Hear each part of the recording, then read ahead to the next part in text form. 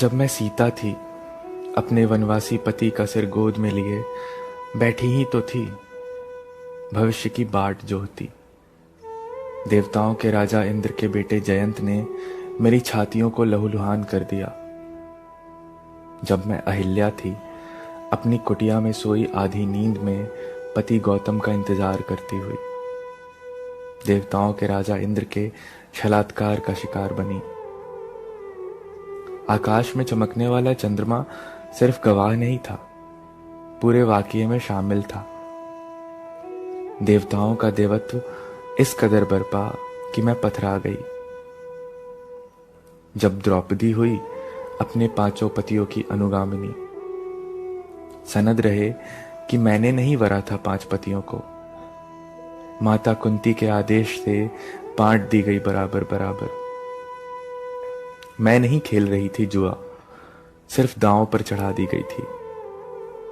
मैं हारी नहीं थी, सिर्फ जीत ली गई थी। लाई गई दुर्योधन की सभा में 5 पतियों के साथ और दुशासन के पशुबल से अपमानित हुई। कोई साधारण सभा नहीं थी वह। वहां पितामह भीष्म थे, वहां द्रोणाचार्य थे, वहां कृपाचार्य थे और जाने कौन कौन से आचार्य थे। सब धृतराष्ट्र थे। एक स्त्री निर्वस्त्र की जा रही थी और यह महान सभा देख रही थी। महारथी चुप थे, रश्मिरथी चुप थे, आचार्य चुप थे, इतिहासवेत्ता, नीति निर्माता सब चुप थे। सोचती हूं क्यों चुप थे सब?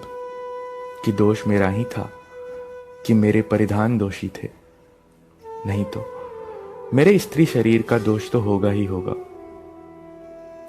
मैं इस स्त्री शरीर का क्या करूं, जिसको लिए दिए देवताओं, महारथियों, आचार्यों के कल बल छल का शिकार होती रही, पत्थर बनती रही मुक्ति के लिए, किसी पुरुष के पैरों की ठोकर का करती रही इंतजार।